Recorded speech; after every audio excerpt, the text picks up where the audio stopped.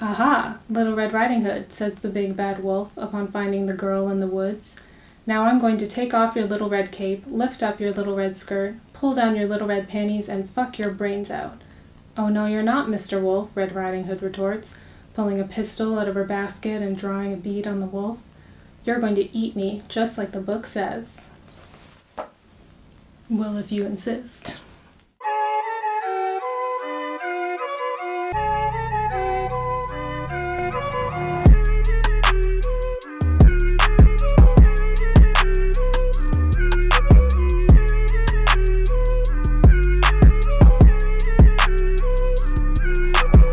Little Red Riding Hood is a well-known tale to this day. Published by both Perrault and the Brothers Grimm, among tales we all know like Snow White, Cinderella, and Sleeping Beauty. But unlike those lucky princesses, Disney hasn't touched Little Red. Perhaps even the Disney Corporation, which built its legacy on retelling European fairy tales sans their sex and violence, couldn't reconcile the rape allegory into something appropriate enough for children. Perhaps the tale is just too short for a strict adaptation. A girl heads through the woods to Grandma's house, meets a wolf, wolf eats Grandma, wolf eats girl, girl and Grandma get rescued by a man. Not much to it. Most adaptations and retellings take only the basic plot points, or just motifs. The Red Hood, the wolfish predator, the hunger for young girls, to craft a new story that hardly resembles a fairy tale. And yet, the story persists. We all know it. We recognize references to it in literature and film when we see them. But do we really know what the story is about? Maybe Charles Dickens understood. In his memoir essay, A Christmas Tree, he wrote about decorations going on the tree. "She was my first love. I felt that if I could have married Little Red Riding Hood, I should have known perfect bliss. But it was not to be, and there is nothing for it but to look at the wolf in Noah's Ark there, and put him late in the procession on the table, as a monster who is to be degraded." Was the wolf a monster? Or was he just being a wolf? Maybe A.P. Randolph was right to question who's really the monster of the story when he wrote the 1926 song, How Could Red Riding Hood, with the lyrics, "How could Red Riding Hood have been so very good and still keep the wolf from the door?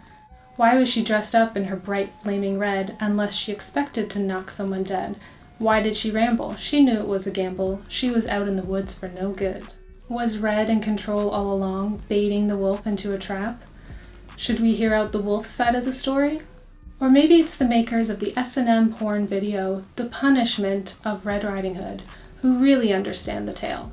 The video skips over the tale's plot points and gets straight to porn star Red Riding Hood's punishment. Was Little Red really a victim, or was she asking for it? She does tell the wolf exactly where her grandmother lives, after all. There's no denying Little Red Riding Hood is about sex. Either non-consensual, as implied by Perrault's moral, which warns young girls about the gentleman wolves, or consensual, interpreted as a young woman's sexual awakening with the wolf she brings to her grandmother's house. Film adaptations have played with the sexual nature of the tale from the beginning, be it a tease for adult audiences or the underlying threat that teaches children. But seeing as most of those films were directed by wolves, I mean men, I think it's fair to question their interpretations. In the 1862 play by Alphonse Daudet, The Romance of Little Red Riding Hood, Little Red tells a character who recognizes her as the famous fairy tale maiden, "I want you to know, monsieur, that I've been devoured an infinite number of times, and each time it is my fault. There you have it. 4,000 years that I've had the same accident, 4,000 years that I am revived, 4,000 years by an incredible fatality, I'm going to put myself inevitably in the paws of the wolf. What do you want? I always die very young, and when I return to the world, I only have a vague memory of my previous existences. Very vague. Oh, how interesting it would be to write and peruse that story of Red Riding Hood in all the centuries." It would be interesting. Let's do that.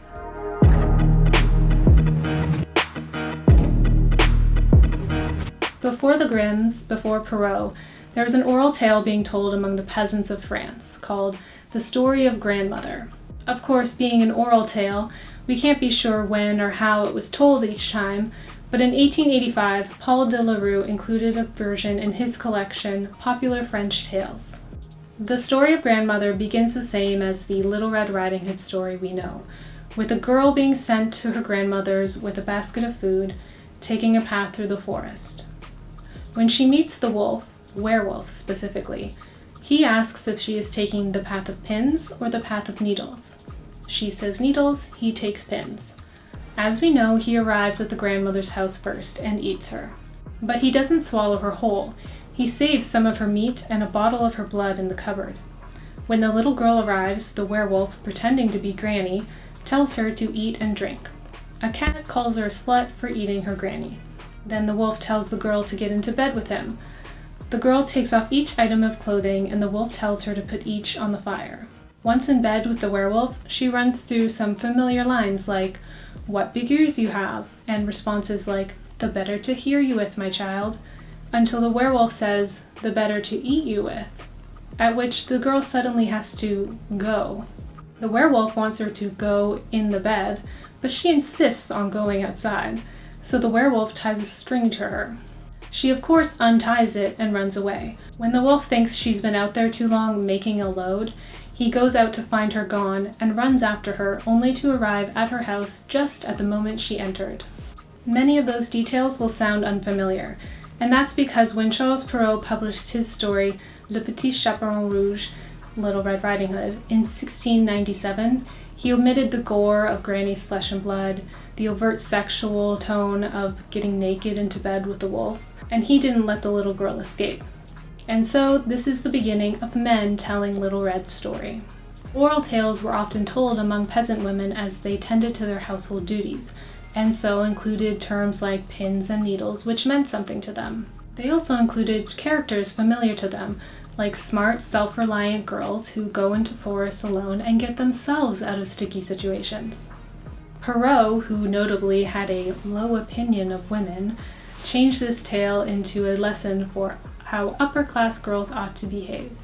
Perrault's moralité, which is almost as long as the tale itself, specifically speaks to rich, pretty girls and how they need to watch out for wolves who are mistaken for gentlemen.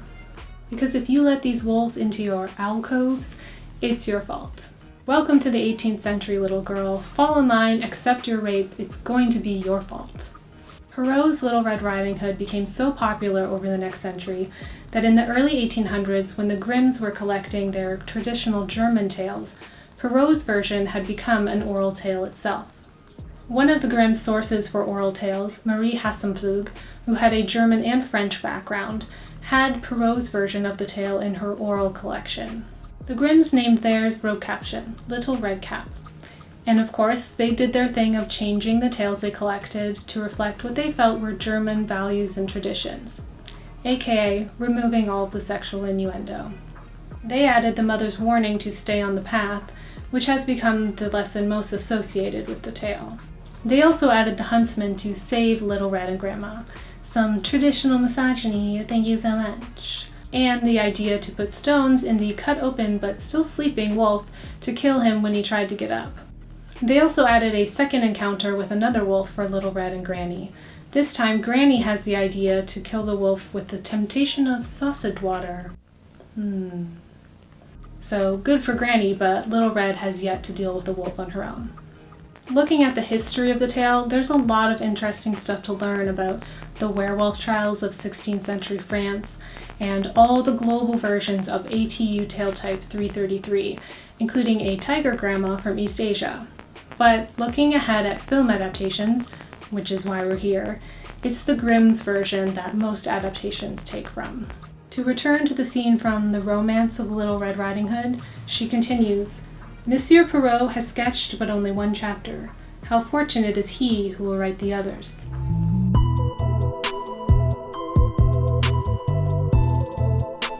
The Big Bad Wolf character appeared in several Tex Avery cartoons in the 1940s. He debuted as Adolf Wolf invading the Three Little Pigs, but in 1943 he met Red and was never the same. He ogled, fought over, and pursued Red through several stories. In Red Hot Riding Hood, voted the 7th greatest cartoon of all time, the wolf is a Hollywood swinger and Red is a showgirl. The wolf pulls some classic eye bulges and drop jaws while Red performs. After Red rebuffs his advances but directs him to her grandma's place, he goes there to find Red, but instead finds himself the victim of a sexual predator.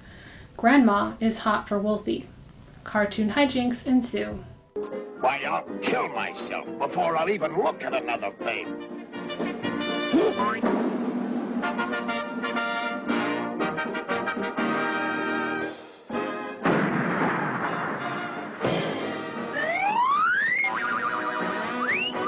After that, the wolf goes nuts for Red as Lou performing in Alaska, as a Rosie the Riveter performing in her Cinderella moment, and as a cowgirl performing in a saloon. But Wolfie never gets Red in the end. Tex Avery was far from the first to tell the tale from the wolf's point of view. I said Disney hadn't touched Little Red, but that's not quite true. In 1922, a young Walt Disney's first animated short film was in fact Little Red Riding Hood. However, it doesn't resemble the tale very much. The gentleman wolf isn't even a wolf, he's just a gentleman. Many other cartoons from the 20s through the 40s tell the tale of a wolf pursuing Little Red, usually from his perspective as the pursuer, not Little Red's perspective as the victim of sexual harassment. When the tale is told from the horny wolf's perspective, Red becomes a seductress. She loves wolves. Everything she does teases the wolf and suggests that she is DTF. Whether in the traditional setting of the woods or the modern urban streets, the wolf is tempted by a red-hot Little Riding Hood, but his advances are rebuffed. This new modern Red takes her suitor's gifts but wants nothing to do with him. She gives him a literal cold shoulder as he compliments, or negs, her walking down the street. And I mean lucky, for what else could it be when a babe like you gets a break with me? Even changing his face won't draw her in. This is the modern woman, these films say, a woman who doesn't need a man, a woman with the choice to reject a man, a woman who drives her own automobile, a woman who can tease but doesn't have to follow through. Ain't being a wolf tough these days? You put in all this effort, you get all the signals that she wants it, but in the end, you get beat up by an old lady.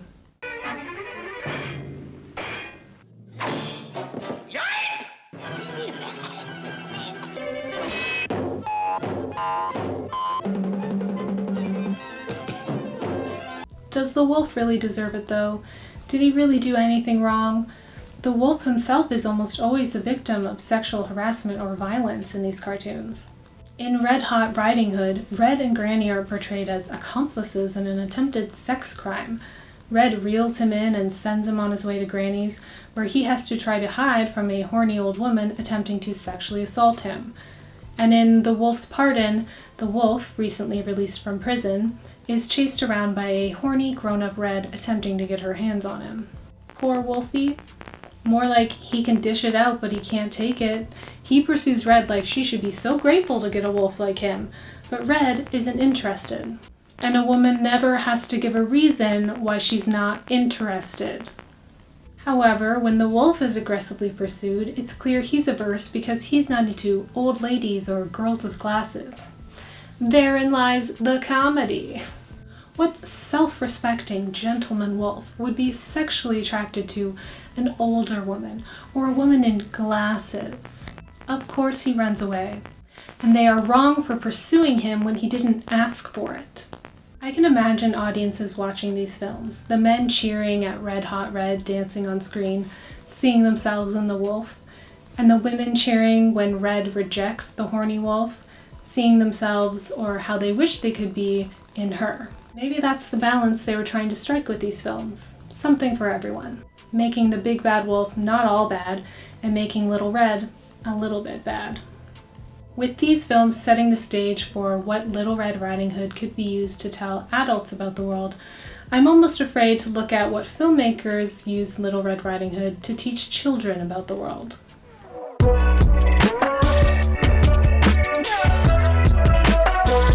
When Perrault wrote his Le Petit Chaperon Rouge, fairy tales, contes de fées, were told among the aristocracy in the literary salons of Paris. They were not children's tales. Perrault began the trend of creating them for children's audience with his invention of Mother Goose, and adding morals to the end of all his tales. Then, over 100 years later, when the Grimms published their collections, they were doing so to preserve German traditions. But they did name their collection Kinder- und Hausmärchen, Children's and Household Tales. And since then, fairy tales have been primarily relegated to the realm of picture books and cartoons. Children's media is never just entertainment. Media has become an important part of how children learn about the world and themselves. Not being a connoisseur of children's media, I'd rather eat one whole than try to entertain one. I'm not interested in analyzing these movies and episodes for their cinematic merit, but I am curious what lessons filmmakers are teaching children when they rework the tale, expand it, change it, but make it for kids. Lesson 1. Stay on the path. This is the lesson most people associate with the tale. The tale is a perfect setup to teach kids the consequences of deviating from parental orders. Everything I watched for kids portrays this. It's not Little Red Riding Hood if she just walks by the chatty wolf without saying a word to him, or just blows her rape whistle and runs home instead. It's a fine lesson. Young children are told things like, don't stray from the path and don't get into strangers' cars, for good reason. There are real dangers in the world. Of course, adults don't tend to tell kids exactly why they shouldn't get into strangers' cars, so the real-life lesson often becomes, do as you're told without question, not learn to avoid danger. But this leads to the next related lesson. Lesson 2. Wolves are dangerous.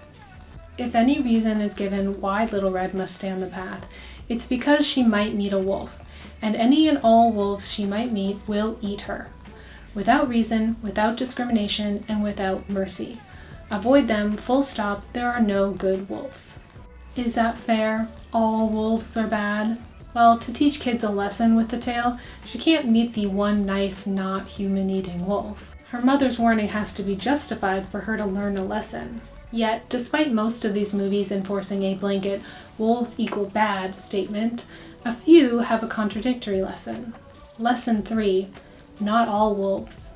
Part of retelling a fairy tale is finding new ways to tell it and different ways to use it. Twisting the moral of the story is not unusual for fairy tale retellings. In the most recent episode of David Walliams' After Ever After series, imagining the further adventures of fairy tale characters, Little Red Riding Hood's granddaughter, Boots, named after her red boots, learns an important lesson about not judging all wolves by the actions of one wolf. In Hoodwinked, the 2005 sin against animation, that face haunts my dreams, we learn the wolf isn't really a bad guy. Red misinterpreted all their interactions of the day. So kids watching learn to consider other people's perspectives, that there's more than one version of what happened, and that grandmas can be cool.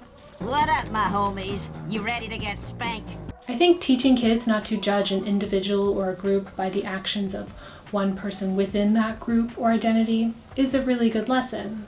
However, it totally goes against the key lesson of Little Red Riding Hood. I'm all for retelling a story, but let's keep Little Red Riding Hood the story where kids learn there are bad people in the world and they should stay away from them. And that most of those bad people are men. Lesson 4. Girls need a man to save them. Most children's Little Red Riding Hood retellings use the Grimms ending with Grandma and Little Red being saved by a man, a woodsman, a hunter, or her father. Being saved, and always by an adult man, teaches girls, and all kids, that any trouble they get in can be fixed by an adult, and or can only be fixed by an adult man. You were so brave! We get it, it's the patriarchy, and thank you so much. However, most retellings also attempt to subvert this obvious patriarchal ending. Lesson 5. Girls can save themselves. Despite often being rescued by a man, all the movies and episodes I watched feature Little Red Riding Hoods and some other female characters that are independent, clever, brave, strong, and sometimes even the one who saves the day. I really like the line at the end of the Fairy Tales for Every Child episode. That was not the last of Little Red Happycoat's adventures. She continued to be daring and inquisitive, but she learned not to take foolish chances. I think it demonstrates what the modern Little Red Riding Hood lesson should be for kids. It's not just a straight up, do as you are told or you will get eaten, which implies that little girls should shrink up, stay in line, and accept their lot in life. Most of these stories celebrate a young girl who is daring and inquisitive, but needs to learn a lesson about the dangers in the world so she can continue to be herself and help keep herself safe. At the end of Canon Movie Tales' Red Riding Hood, the girl learns the difference between being foolhardy and brave. One is facing trouble, and the other is looking for it. She said those in the wrong order, but I think she gets it. There's one thing that these kids' movies and episodes have done right, among a lot of stuff they've done wrong. They all created brave, smart, curious little red characters for young girls to relate to or look up to, who just need to learn a little bit more about the world before they can go out on their own. So this 300-year-old tale has lost all of its sexual innuendo, but is continuing the same basic lessons of being obedient to parents and wary of gentlemen wolves. But most of them try to inject some strong female character into the tale for young girls. Dare I say, an attempt at feminism?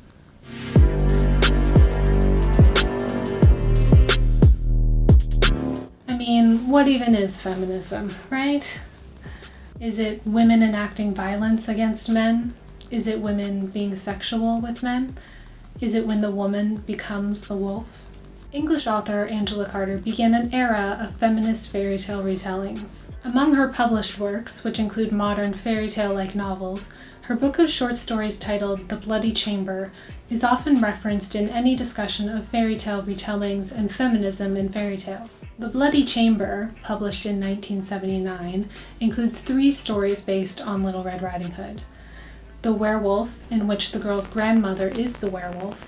The Company of Wolves, which includes stories of wolf lore and the Little Red Riding Hood story, and Wolf Alice, about a girl raised by wolves.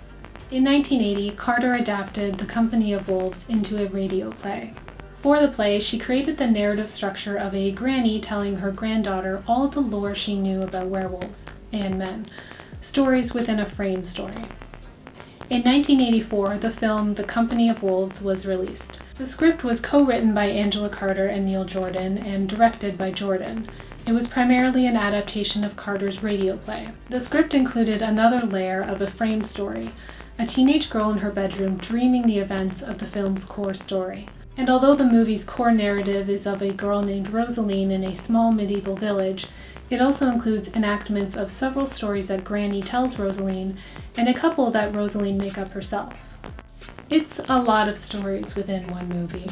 Angela Carter called the film a minstrel movie, but it's mostly known now as a cult horror classic, in particular for a special effects scene of a werewolf transformation.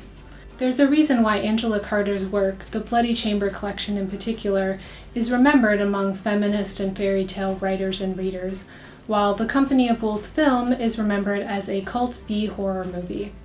His name is Neil Jordan. Do you know? Oh, there she goes, blaming men for everything wrong in the world. Look, even in this feminist section, I only have one film co-written by a woman and one film directed by a woman. Though there are plenty of literary Little Red Riding Hood retellings by women, in film, Little Red's story has always been told by the wolves. And we've seen how that goes.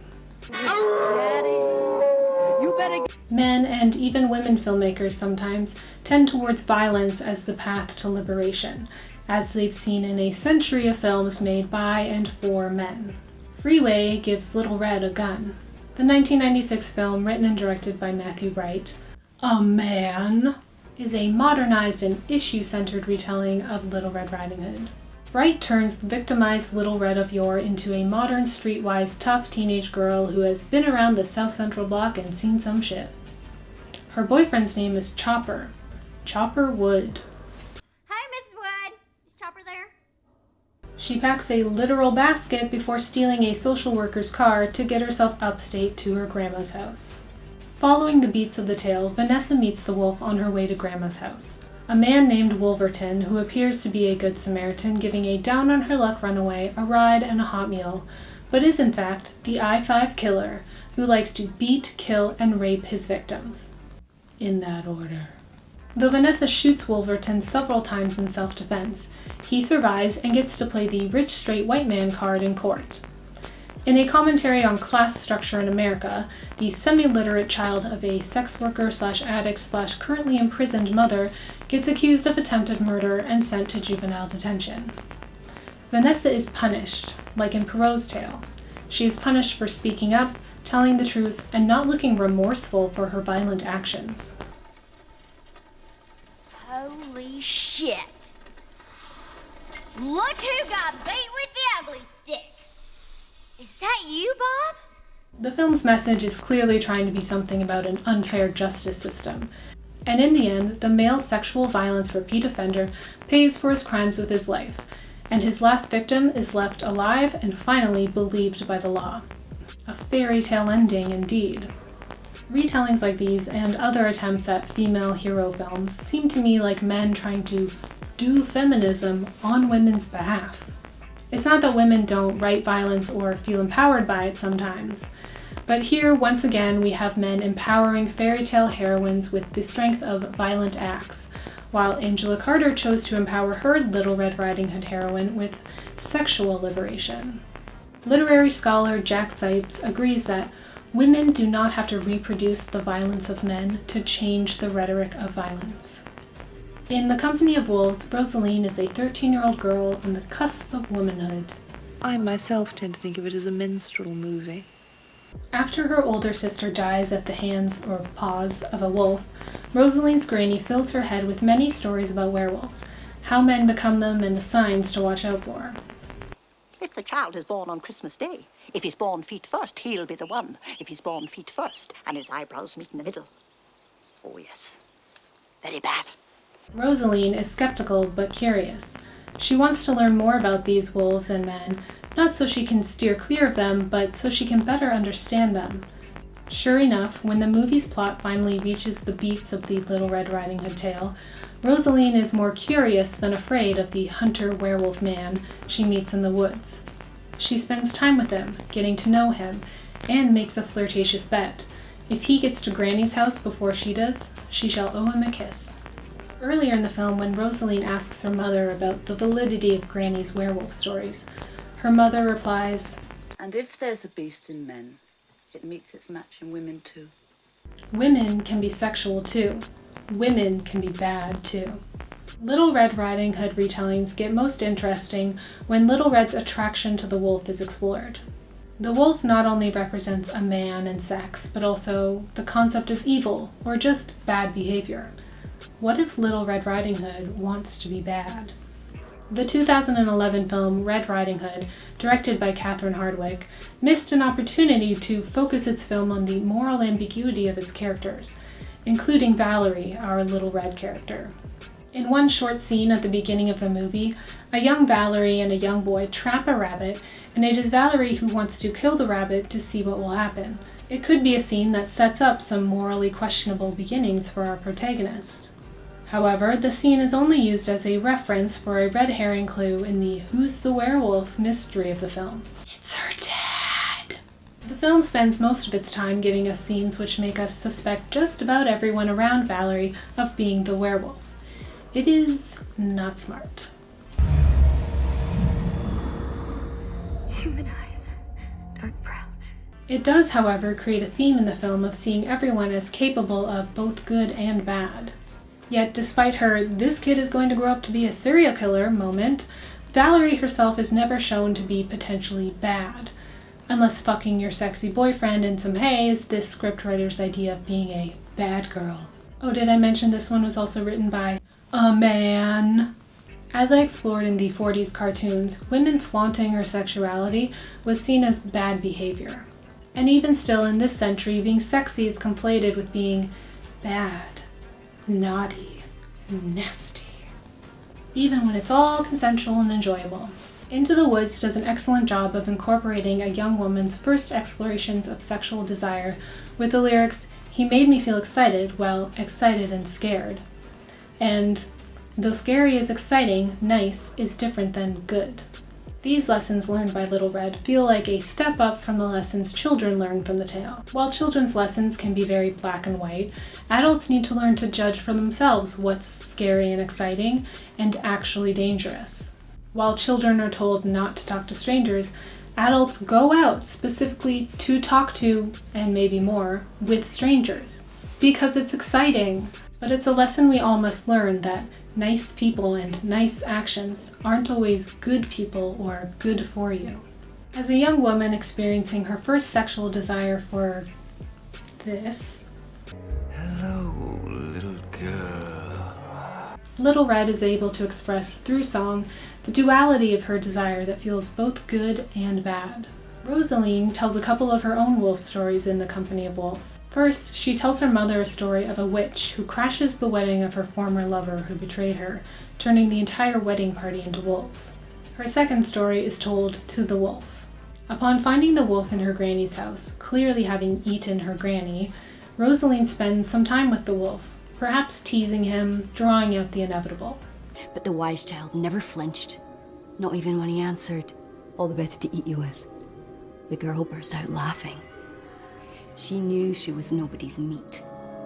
But she also shoots him, and he throws a hissy fit.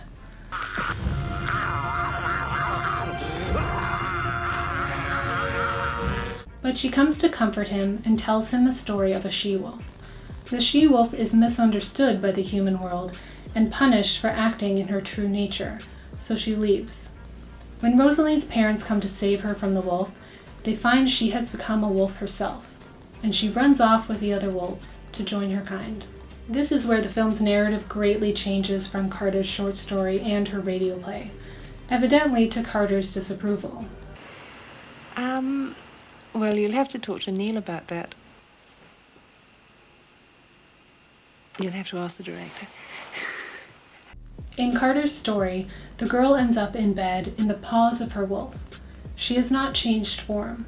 She has accepted the wolf for who he is, and accepted herself as she is, a young woman with sexual desire. But at the end of the film, a pack of wolves breaks into the sleeping girl's bedroom, and she screams in terror for quite some time. Like the end really is a bit like a kind of an orgasmic thing. I mean, my feeling of her scream really is that it's both joy and terror at the same time. In conclusion, men ruin everything. Can men really do feminism on women's behalf? Is a woman enacting violence against a violent man a feminist act? Is a woman expressing sexual desire a feminist act? Are stories that depict characters doing so feminist stories? Men can be feminists, and that's great. Well, it's not great, it's a low bar. And filmmakers and storytellers shouldn't be limited to only telling stories about characters who share all of their identities. And yet, all of these Little Red Riding Hood films, written and or directed by men, had the distinct feel of being told by wolves. I'd just like to see a Red make her Little Red Riding Hood film.